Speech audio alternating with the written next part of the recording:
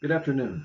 My name is Kevin Barrand, and I'll be delivering this talk, Beaver Coexistence in the Modern Era, on behalf of Lindsay Martindale, the Colorado Plateau Project Manager for Wildlands Network. In this presentation, I'll discuss the history of beaver in North America, beaver biology and ecology, and some management and coexistence strategies.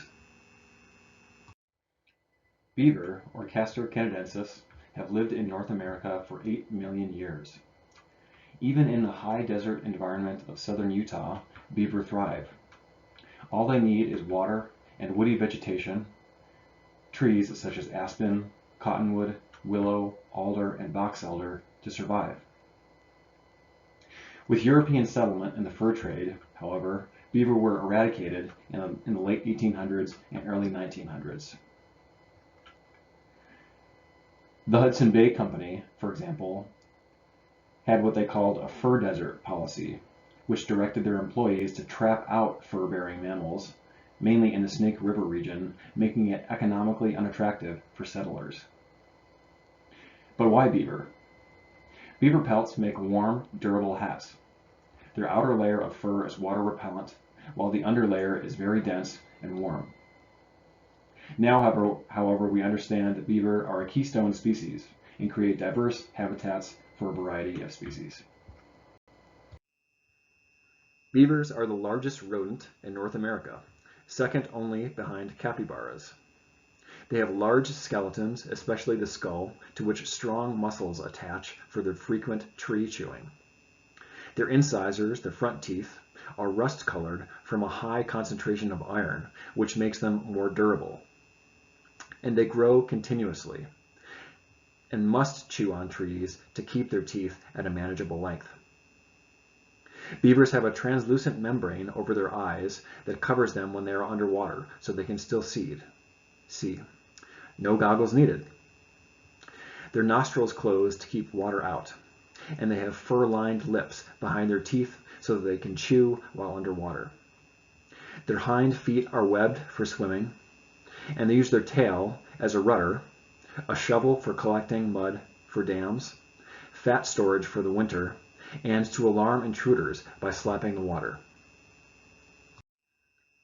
Beaver diet consists of woody plants, approximately 85% in the winter, and about 15% in the summer, when they supplement the rest of their diet with herbaceous plants like grasses, sedges, rushes, and tubers.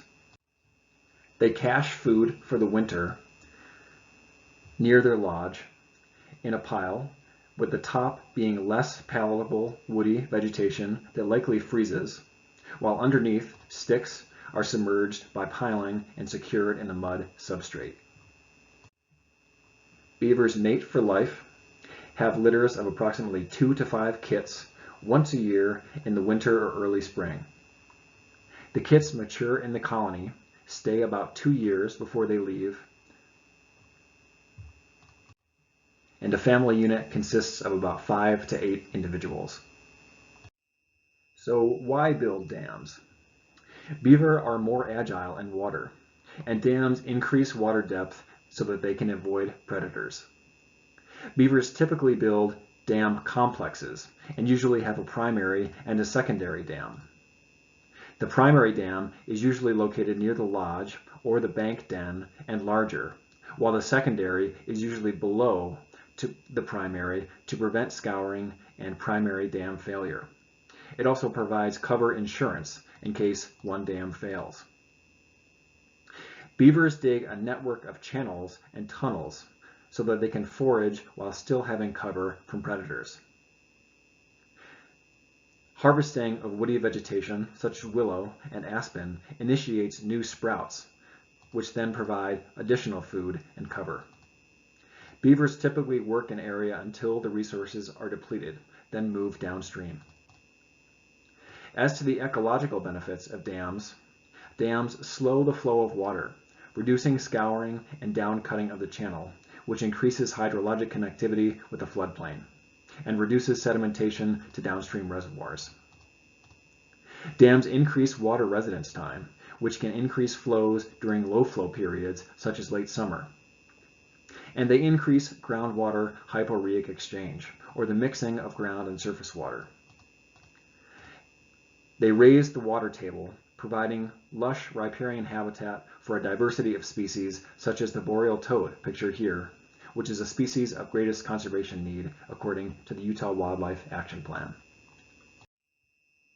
Now that we understand the ecological benefits of beaver dams, it's important to acknowledge that sometimes these benefits come into conflict with human infrastructure or priorities for an area. Luckily, there are options for mitigation. The first is lethal trapping, which is the least ideal because we realize the benefits of beaver. There's more info on beaver numbers in the Utah Fur Bearer Report. Relocation is a good option, but sometimes not successful due to a lack of suitable unoccupied habitat at a release site, or sometimes stress of relocation may lead to death. Therefore, it's important to trap and relocate whole family units, since male and females mate for life. The Utah Division of Wildlife Resources monitors relocated beaver when possible, and Wildlands Network provided in-kind contribution for this work for the last 2 years, monitoring relocated beavers in southern Utah. Pictured here is Lydia, a volunteer for Wildlands Network and student in the Utah State University Watershed Sciences Department. The Utah Beaver Management Plan is good and does have trapping bans, relocating priority areas, and coexistence options. Also, the BRAT tool, created by USU, is good for identifying relocation areas, ground truthing habitat quality, and current occupancy prior to relocation is important for successful relocation. Coexistence, though, is most preferred. It's less likely to lead to death and can still reap ecological benefits that I've already discussed, while mitigating for such damage to culverts and road flooding or trees being felled on infrastructure, while keeping desired trees for shade. There are a few options landowners can use for coexistence with beavers. The first is called Beaver Deceiver, not pictured here, is a cage near a culvert to prevent the damming of the culvert and the flooding of nearby roads. The second is a pond leveler on the left, which keeps a dam at a preferred height to avoid damage to surrounding infrastructure or the flooding of agricultural fields. The third option is the protection of desirable trees, which can be done 2 ways. The first is a cage with a wire at least 6 gauge, height of 3 to 4 feet, and about 1 to 2 feet from the distance of the trunk. The second option for tree protection is sand painting. The photo on the right is Aaron Pfeifferlich, the Grand Staircase-Escalante National Monument wildlife biologist and range technician, using a latex paint mixed with coarse sand, which is unappealing for beaver to chew on. This treatment needs to be repeated every few years to be effective. In 2023, the monument asked Wildlands Network to partner on a beaver coexistence project at Deer Creek Campground.